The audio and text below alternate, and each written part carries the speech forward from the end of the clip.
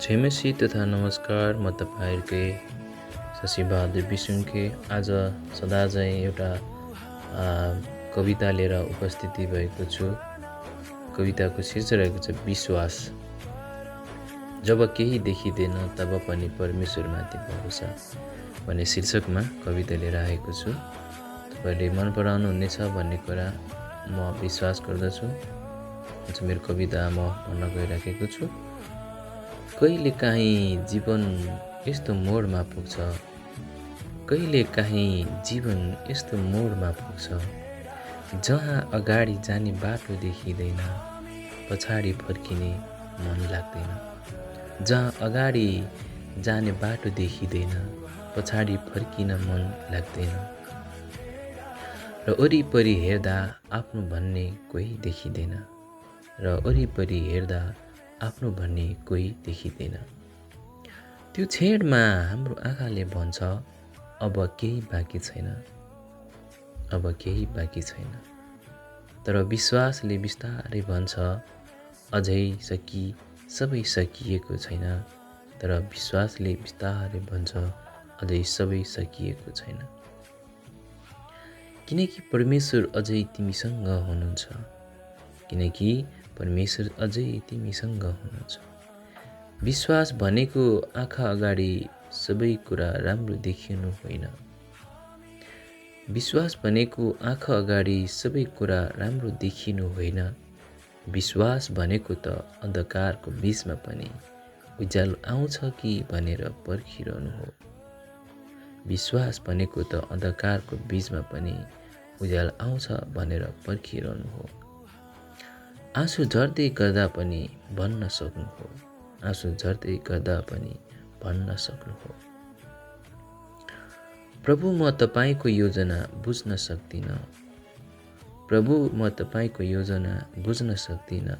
तर म तपाईँको हृदयमा भरोसा गर्छु, तर म तपाईँको हृदयमा भरोसा गर्छु।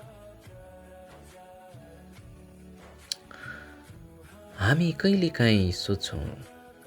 कहिलेकाहीँ सोच्छौँ यति धेरै प्रार्थना गरेँ तर किन उत्तर आएन। मैले यति धेरै प्रार्थना गरेँ तर किन उत्तर आएन।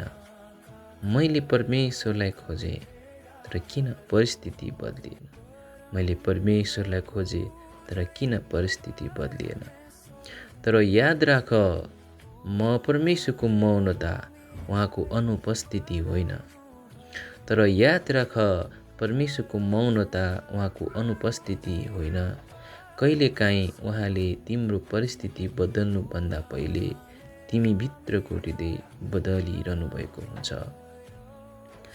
कहिलेकाहीँ उहाँले तिम्रो परिस्थिति बदल्नुभन्दा पहिले तिमी भित्रको हृदय बदलिरहनु भएको हुन्छ।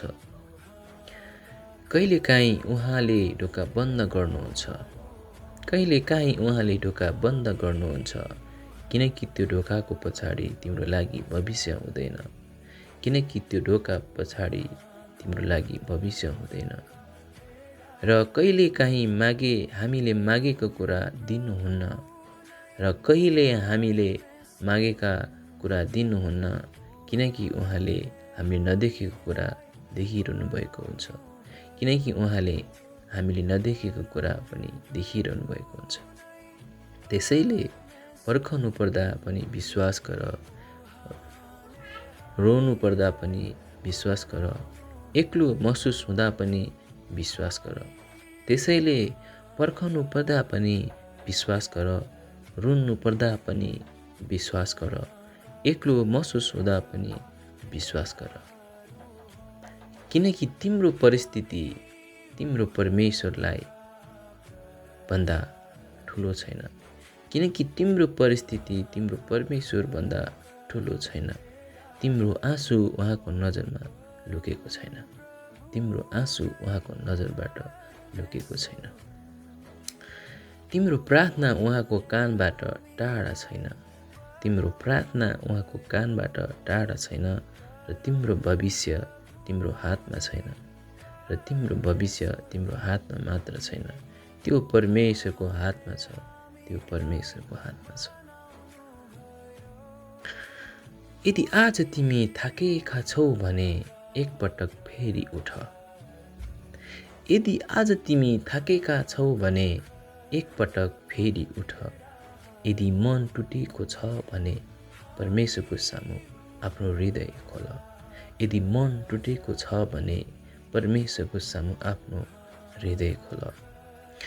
यदि आँखाबाट आँसु झर्दैछ भने यदि आँखाबाट आँसु झर्दैछ भने आँसु रोक्न आवश्यक छैन।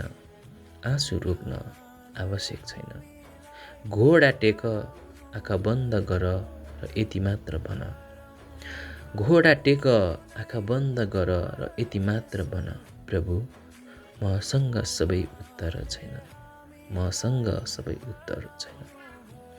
मलाई भोलि के हुन्छ थाहा छैन। मलाई भोलि के हुन्छ थाहा छैन।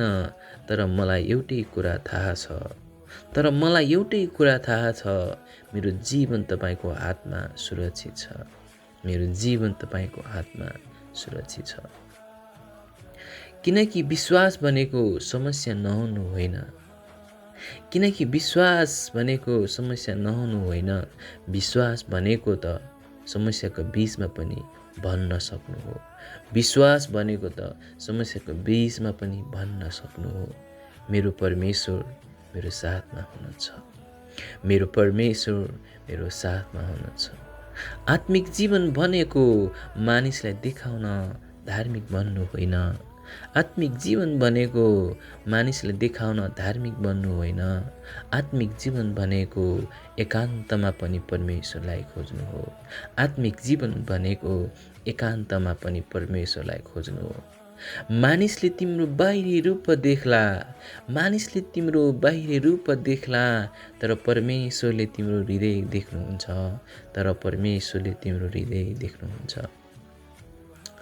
मानिसले तिम्रो सफलता देख्ला, तर परमेश्वरले तिम्रो सङ्घर्ष देख्नुहुन्छ। मानिसले तिम्रो सफलता देख्ला, तर परमेश्वरले तिम्रो सङ्घर्ष देख्नुहुन्छ। मानिसले तिम्रो मुस्कान देख्ला, तर परमेश्वरले तिम्रो आँसु गर्नुहुन्छ। तर मानिसले तिम्रो मुस्कान देख्ला, तर परमेश्वरले तिम्रो आँसु गर्नुहुन्छ। त्यसैले आज हार नमान। त्यसैले आज हार नमान। प्रार्थना गर्न नछोड। प्रार्थना गर्न नछोड। वचन पढ्न नछोड। वचन पढ्न नछोड। परमेश्वरलाई खोज्न नछोड। किनकि रात जति लामो भए पनि बिहानी आउँछ। रात जति लामो भए पनि बिहानी आउँछ। आदि जति ठुलो भए पनि शान्ति आउँछ। आदि जति ठुलो भए पनि शान्ति आउँछ। बाटो जति बन्द भए पनि बाटो जति बन्द भए पनि परमेश्वरले नयाँ बाटो खोल्न सक्नुहुन्छ। परमेश्वरले नयाँ बाटो खोल्न सक्नुहुन्छ। त्यसैले आज पनि विश्वास गर। त्यसैले आज पनि विश्वास गर। किनकि तिमीले नदेखेको ठाउँमा पनि परमेश्वर काम गरिरहनु भएको हुनसक्छ। किनकि तिमीले नदेखेको ठाउँमा पनि परमेश्वर काम गरिरहनु भएको हुनसक्छ। एक दिन तिमी पछाडि फर्केर हेर्नेछौ। एक दिन तिमी पछाडि फर्केर हेर्नेछौ अनि भन्नेछौ, त्यो समय म एक्लो थिएँ जस्तो लागेको थियो। त्यो समय म एक्लो थिएँ जस्तो लागेको थियो। तर वास्तवमा परमेश्वर कहिले मबाट टाढा हुनुहुन्न रहेछ। तर वास्तवमा परमेश्वर कहिले मबाट टाढा हुनुहुन्न रहेछ। विश्वास गर, परमेश्वरमाथि भरोसा गर। विश्वास गर, परमेश्वरमाथि भरोसा गर। किनकि तिम्रो कथा अझै सकिएको छैन। किनकि तिम्रो कथा अझै सकिएको छैन। हस्त धन्यवाद। जय मसीह।